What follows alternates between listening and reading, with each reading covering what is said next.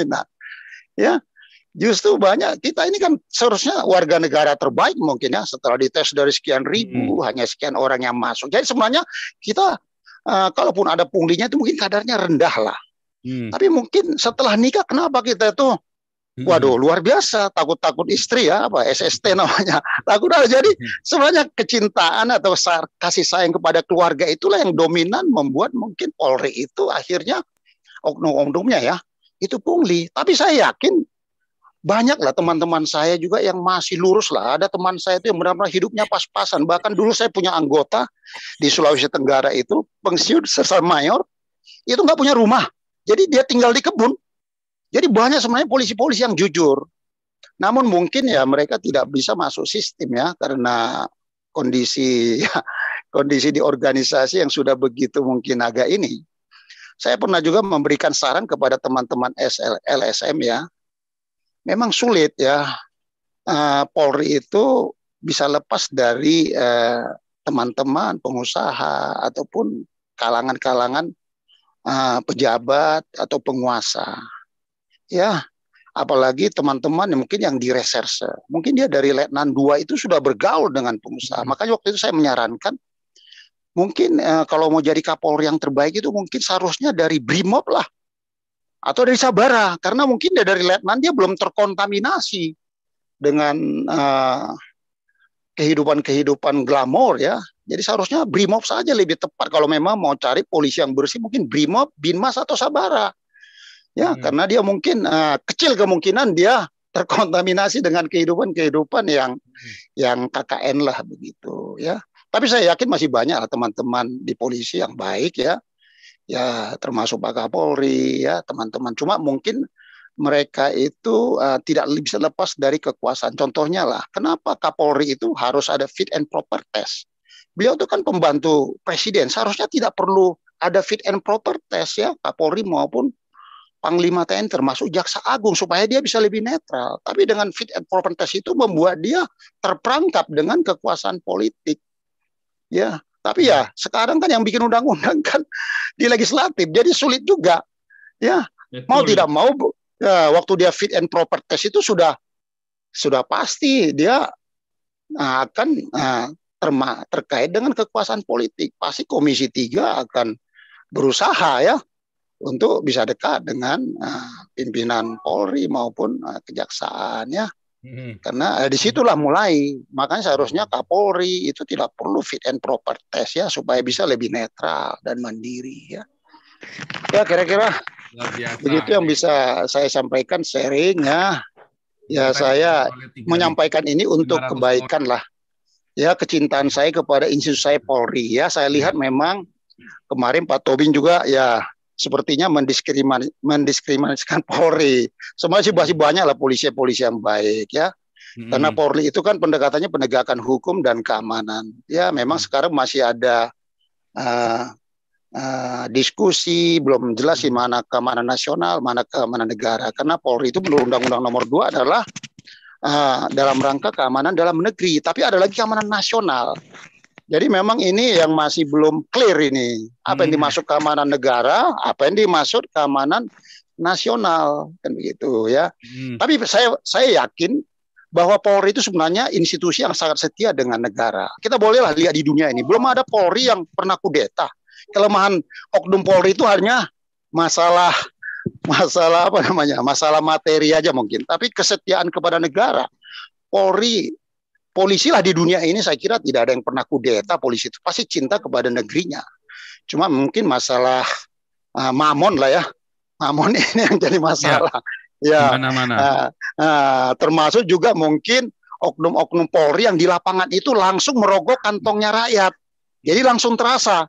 Padahal sebenarnya mungkin yang di atas itu lebih banyak lagi itu, lebih parah lagi. Mungkin anggota di lapangan tuh hanya ngerogoh 50.000, wah itu udah menjerit tuh, apalagi yang dirogoh itu tukang beca ataupun tukang ojek.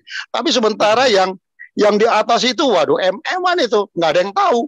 Ya ngerogoti. Akhirnya inilah yang membuat Polri itu jadi citranya agak sulit dihapus karena bersentuhan dengan rakyat-rakyat kecil. Langsung, ya. Nah, langsung ya. Jadi rakyat itu kebencian. Jadi antara rindu dan bencilah kepada polisi kan gitu. Kalau ada kejahatan perampokan merindukan polisi, tapi khususnya polisi lalu lintas. Mungkin tapi saya kira sekarang terobosan-terobosan yang sudah dilakukan Polri sekarang sudah ada tilang online ya, sehingga itu mengurangi juga ya citra buruk polisi di lapangan. Tapi banyaklah sudah perbaikan zamannya Pak Tito luar biasa, dan sekarang juga mudah-mudahan bisa lebih ke depan diperbaiki, terutama yang terkait dengan memang materi. Saya juga sependapat seharusnya Polri itu jangan mengelola uang, itu seharusnya tugasnya eksekutif ya, seperti Samsat seharusnya itu diserahkan aja kepada Pemda ya, karena polisi itu hanya penegakan hukum saja, jangan bersentuhan dengan materi ya, karena itu akan sulit kita melakukan pengawasan, karena kelemahannya adalah kontrol di lapangan ya, sulit kita mengontrol anggota di lapangan ya. Termasuk juga sistem penggajian. Sistem penggajian Polri itu kan masih sama dengan TNI. Kalau kita lihat di Singapura, di Malaysia itu luar biasa gaji polisinya, ya. Tapi kita masih sama sistem penggajiannya dengan TNI ya. Ini mungkin agak masih sulit juga ya, masih sulit. Coba kalau sistem penggajiannya sama dengan di Singapura, di Malaysia itu mungkin Polri ke depan bisa mengurangi punglinya lah. Bisa mengurangi punglinya. Kalau kita nyogok polisi, terus polisi nyatet kita, malah dia dapat bonus lebih gede lagi, Pak. Ya itu. Dapat pangkat juga, dapat penghargaan, dapat hadiah juga. Apalagi kalau dia punya kasus bagus, ada yang tersangka itu berusaha menyuap dia dan ada buktinya kena, wah dia langsung ini Pak. Tapi luar biasa Pak, ini sharingnya, ini teman-teman ini kan ditonton 3.000 orang lebih nih Pak. Jadi ini memang ada satu membuka wacana kita semuanya bahwa memang ada ketimpangan, ketidakberesan. Semuanya memang berasal dari itikat, dari ketidakseriusan kita untuk menjadikan Pancasila sebagai satu-satunya falsafah bangsa Indonesia. Saya kira kalau serius para pemerintah, para pemimpin ini, saya pikir itu bukan perkara yang sulit, Pak. Bukan perkara yang sulit. Masalahnya ketidakseriusan ini, karena memang kalau di tengah chaos itu orang lebih gampang untuk mengais rezeki, Pak. Kalau suasana sudah stabil kayak di Eropa, Bapak kalau yang kelas-kelas bawah mau naik ke atas susah sekali. Karena terlalu stabil sistemnya, Pak. Udah jadi, Pak. Nggak bisa diapa-apain. Makanya orang-orang kaya di Eropa, biasanya dia pergi dari Eropa. Jangan ke Amerika atau dia pergi ke suatu tempat. Sebab di Eropa, kalau dia pakai mobil mewah, misalnya pakai Rolls Royce gitu kan, ya kan, wah itu dilihatin orang Pak, dirasani Pak di sini Pak. Di sini tuh rata-rata mobilnya BMW, Mercedes, Porsche lah begitulah. Begitu pakai yang mobil yang panjang begitu, yang mobil yang 10 meter itu, wah dirasani Pak. Satu negara Pak yang rasani Pak, bukan satu kota, satu negara yang rasani Pak. Dibilang apa? Lagi susah nggak prihatin, ya kan? Wah diomongin macam-macam tuh Pak. Tapi ya kita sebenarnya di Indonesia masih banyak lah yang polisi-polisi yang luar biasa. Contohnya mantan Kapolri kita dulu Pak Hugeng ya. Dia tuh sampai pensiun nggak punya rumah. Kapolri nggak punya rumah. Akhirnya rumah dinas itu diberikan kepada beliau. Jadi luar biasa itu. Jadi di satu sisi memang ya tapi masih banyak lah. Cuma mungkin ya kita tertutup dengan perilaku anggota yang di lapangan itu seperti yang di lalu lintas, di reserse ya.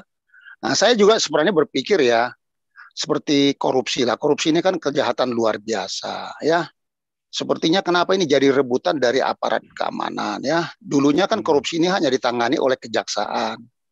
Nah, kemudian masuk Polri karena Undang-Undang Nomor 2 itu disebut bahwa Polri itu bisa menangani semua tindak pidana. Kemudian masuk lagi KPK ya. Jadi sepertinya ini rebutan ya karena karena yang korupsi ini kan pejabat-pejabat, orang-orang besar ya. Jadi apakah ini murni ya untuk menegakkan hukum atau memberantas korupsi? Tujuannya memang itu, tapi sebenarnya kan ada oknum-oknum yang juga memanfaatkan itu ya, sehingga jadi rebutan sekarang adalah teman-teman yang bertugas di tindak pidana korupsi ya di itu, karena itu luar biasa seperti KPK sekarang lah ya. Ya kita kalau mau jujur mungkin hampir semua ya pejabat itu kalau mau kita mau ini semuanya kena ya kan, tapi kenapa hanya 1-2 yang kena gitu, mungkin yang kelewatan kali itu, atau mungkin yang di TO ya, di TO. Nah ini juga mungkin, nah makanya saya menyatakan kemarin ya, Polri, Kejaksaan, dan KPK ini harus kita jaga supaya jangan disalahgunakan oleh kelompok-kelompok oportunis ataupun politik yang akan memanfaatkan mereka untuk menjatuhkan lawan-lawan politiknya. Karena tiga institusi ini bisa menjatuhkan karir politik seorang loh. Makanya kita harus jaga benar nih Polri, Kejaksaan, dan KPK ya, dari kelompok-kelompok yang akan memanfaatkan untuk nanti kepentingan terutama 2024 ya.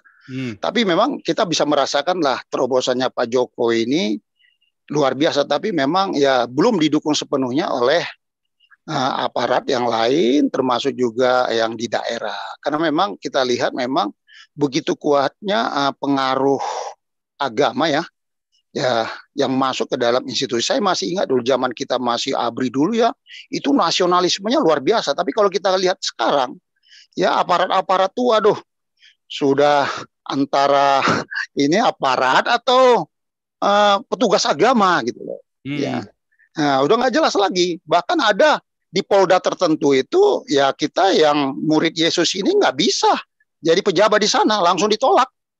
Itu bisa kita ketahui ya di beberapa tempat. Sementara kalau yang rekan-rekan dari Muslim di mana saja tidak pernah dilarang menjadi pejabat, mau di Tanah Batak sana ya, di Papua ya kan gitu. Cuma memang kita sesalkan kadang-kadang teman-teman kita yang anak-anak Tuhan ini tingkat keberaniannya kadang-kadang kurang ya, mungkin karena takut jabatannya dan juga dari aspek materi, sehingga padahal mereka sebenarnya kesempatan untuk bisa sedikit banyak lah untuk menjadi garam dan terang. Namun kadang-kadang mereka takut ya, takut untuk bisa menunjukkan identitas saja takut ya, karena sudah tergiur dengan mamon itu. Maka saya bilang kasihan ya, dia sebagai anak Tuhan tapi tidak berbuat apa-apa di situ. Bahkan kadang anak-anak Tuhan tuh lebih parah dari yang bukan anak Tuhan. Saya pernah punya teman itu anak Tuhan ya, selalu dipuji-puji pendeta. Saya heran, Pak Pendeta kok puji-puji dia, karena bantuannya ke gereja besar-besar, luar biasa. Padahal itu uang-uang pungli semua itu. Uang nggak jelas. Ya. Uang nggak jelas. Saya pernah punya teman itu ya, itu luar biasa dipuji-puji oleh Pak Pendeta. Padahal saya tahu persis kelakuannya, waduh, itu luar biasa. Tapi dipuji sama Pak Pendeta. Ini Pak Pendeta mungkin nggak punya feeling rohani ini membedakan anak Tuhan atau anak mamon gitu loh. Apalagi dia apalagi dia pernah bawa Gilbert gitu ya. Wah, ini kita mau bikin KKR bawa Gilbert. Wah, itu senang benar. Padahal itu uang nggak benar, saya tahu. Ya, karena pernah saya menggantikan dia begitu saya masuk ke jabatan itu ya. Luar biasa saya lihat itu. Waduh, seram. Jadi berani dia tuh mendapatkan sesuatu dengan cara-cara, bahkan ada yang melihara judi, ada yang berani bahkan sampai istilah alam narkoba. Waduh, saya pikir. Tapi uang dikasih ke gereja, Pak Pendetanya nggak tahu itu uang nggak apa, uang nggak benar gitu. Pak Pendeta nggak tahu. Nah ini. Tahu Pak. Ya. Tahu Pak. Tahu. Ya. Tahu. Pak Pendeta tahu. Tahu. Jadi tapi luar biasa juga sekarang. Saya dulu ingat ya namanya Pak Pendeta itu ya. Itu kejuangannya, apalagi yang karismatik lah, gereja-gereja Pentakosta itu, mereka itu ke daerah tuh berani hanya makan ubi. Tapi sekarang ada tradisi lagi Pak ini. Saya pernah dinas di Mabes itu, hampir tiap minggu itu pendeta pada datang ngadap itu. Wah, ini sejak kapan ya tradisi pendeta nih pada datangi pejabat-pejabat polisi. Bahkan pernah saya ngomong tuh, hampir setiap minggu, kadang sampai 2-3 orang, pernah sampai 10 orang datang. Pak, saya bilang, saya di sini ini hanya makan gaji, Pak, saya bilang. Ya udah, saya kasih perpuluhan aja sama Bapak ya, saya bilang. Saya kira setelah itu nggak datang. Datang lagi. Sampai bilang gini, Pak, di sini pejabat Kristennya hanya 3 orang loh. Di sini saya bilang di Mabes ini. Itu yang Muslim itu Jenderal bintang 3, bintang 2. Saya nggak pernah lihat tuh para ustadz datang ke sana, saya bilang. Tapi datang lagi, waduh. Sampai sekarang aja saya sudah pensiun tuh masih ada yang telepon saya. Saya bilang sejak kapan ini pendeta jadi pengemis ini, saya bilang. Waduh, saya juga punya adik kan pendeta. Saya bilang jangan begitulah. Ya saya bilang kan, wah sejak kapan nih pendeta itu datangi polisi. Saya bilang Pak kesini kantor ini sebenarnya Pak, kalau ada masalah Kamtimas mungkin Bapak dicopet datang ke sinilah. Tapi kalau Bapak urusan-urusan begitu ke rumah saja. Jangan ke kantor, kita malulah dilihat rekan-rekan Muslim itu hampir setiap minggu ada pendeta datang gitu kan. Ngapain gitu. Nah ini salah satu mungkin banyak hamba-hamba Tuhan yang nggak tahu nih. Ini salah satu kelakuan yang menurut saya perlulah diingatkan ya hamba-hamba Tuhan itu. Satu saat dia datang, saya mau doa Pak nih di kamar Bapak. Jadi alasannya doa aja. Terakhir saya bilang, udah Pak, nanti saya yang doa aja. Saya doakan itu Pak Pendeta supaya beliau gantian sekarang saya yang doakan Bapak, saya bilang. Bagus Ya. itu, Pak. Jadi ini juga yang memang hal-hal yang terus terang ya memalukan kita juga. Sejak kapan nih bergeser paradigmanya para hamba-hamba Tuhan ini, dulu biasanya memberikan sesuatu, sekarang jadi datangi kantor polisi, ya bukan laporan kecopetan tapi minta-minta begitu. Nah, ini menurut saya dari zaman perjanjian lama Pak itu, Pak. Iya. Dan Bapak boleh lihat Pak, mungkin para imam, para pendeta, kalau sekarang kan para pendeta, dulu kan para imam, datang kepada pejabat-pejabat supaya para pejabat-pejabat ini menyucikan hartanya dengan memberikan kepada para imam dan para pendeta ini. Sehingga nanti Bapak walaupun korupsi masuk surga, begitu loh Pak. Loh, itu kenyataannya begitu, penganggapannya begitu, walaupun itu ngawur, tapi itulah anggapannya seperti itu. Dan justru itulah makanya saya tanya, itu pendeta-pendeta yang suka teriak-teriak perpuluhan, terus ada bandar togel itu kan, masih perpuluhan di situ, diterima apa enggak? Nah, terima dong. Nah, berarti kamu sama orang Farisi lebih mulia hatinya orang Farisi. Orang Farisi sama ahli Taurat itu, begitu Yudas kasih uangnya ke rumah Tuhan, enggak diterima, langsung diberikan tanah darah buat nguburin orang-orang yang ini kan orang-orang Goyim, orang-orang non Yahudi yang mati di Yerusalem kan, dikuburnya di tanah darah, di Hakaldama itu. Nggak mau diterima ke rumah Tuhan, nggak boleh, itu uang haram itu. Nah, kalau pendeta-pendeta, kalau uang perpuluhan atau uang hasil korupsi itu diterima apa enggak? Diterima. Wah, ya itu dia. Itulah hati-hati, makanya saya bilang hati-hati. Jadi waktu itu, iya Pak, kalau hari Jumat itu ya, di Mabes itu udah antre tuh. Ya, para pendeta yang dari luar daerah kebanyakan ya, ada dari Surabaya, ada yang dari Sumatera, bahkan beliau menyatakan pelayanan di daerah-daerah pedalaman lah. Saya pernah ngomong, Pak, Bapak datangin aja tuh Pak Niko, Pak siapa, Pak Gilbert, itu banyak duit itu mereka. Kenapa Bapak datang sini, saya bilang. Iya. Saya dibanding dengan Pak Niko mungkin lebih kaya Pak Niko, saya bilang.